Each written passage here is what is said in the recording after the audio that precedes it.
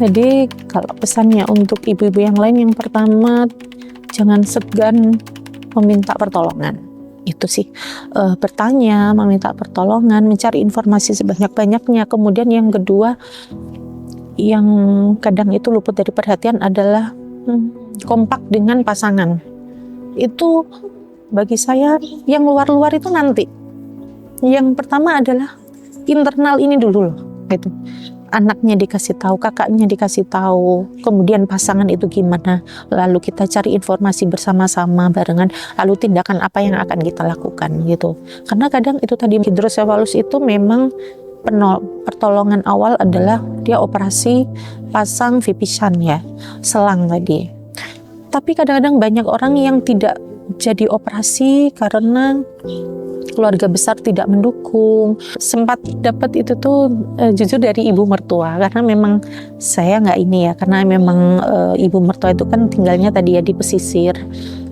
Meskipun beliau guru, tapi beliau itu kan jarang keluar dari daerah situ, yang belum banyak informasi itu. Jadi ketika kita pamit untuk ini Cila harus operasi nih gitu, beliau nangis dan bilang gini, nanti jangan-jangan setelah dioperasi tetap nggak bisa apa-apa kayak si Anu gitu, yang kebetulan tetangganya seperti. Dan itu tuh benar-benar yang saya harus gimana jadi kayak bingung gitu loh Mbak gitu. Aduh ya Bu ya, untungnya itu tadi kita fokus ke satu internal ini, keluarga ini aja gitu, ke kakaknya sama suami. Oke, ini anak saya, anak kita gitu loh, yang bertanggung jawab nanti ada apa-apanya ke depannya, dunia akhiratnya itu adalah kita gitu kan. Jadi kita apain nih gitu, kita mau lanjut medis atau gimana kayak gitu. Kalau udah dua orang ini seia sekata, itu yang lain nanti aja, karena nanti ke depannya ya kita juga yang akan ngadepin gitu.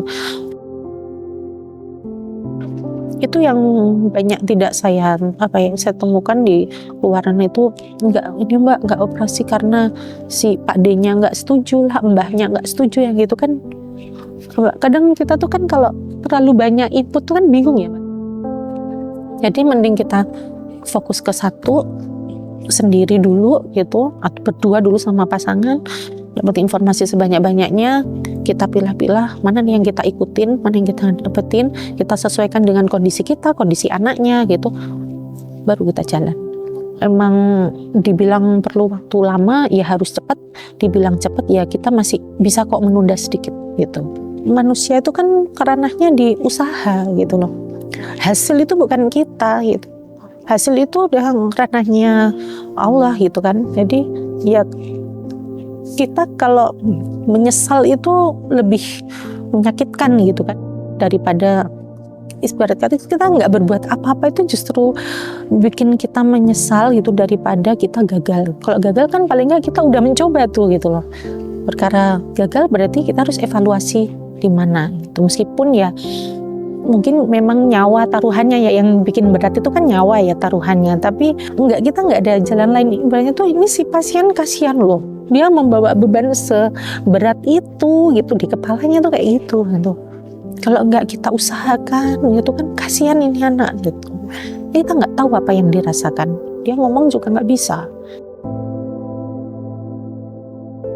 Kalau harapan saya sebagai ibu ya, kadang tuh saya sempat tinggal di Malang itu mengeluh gitu, dari Sengkaling ke sana jauh gitu kan, berarti ini jauh gitu. Nah ternyata ketika saya harus membawa Cila ke rumah sakit provinsi ya Mbak, kalau di Malang itu kan di Saiful Anwar itu kan rumah sakit provinsi, di sana tuh ternyata ketemu anak-anak yang itu nggak cuma sehari dua hari gitu loh dirawatnya tuh, tapi berminggu-minggu, berbulan-bulan gitu kan, yang mereka tuh jauh-jauh dari Banyuwangi, dari ini gitu. Dan mungkin harapan kita itu, saya sendiri juga punya ini Mbak, ponakan yang Down syndrome ya, dan dia tuh tempatnya jauh di kota kecil, yang si anak ini juga tinggalnya tuh di pesisir gitu. yang perjalanannya itu jauh.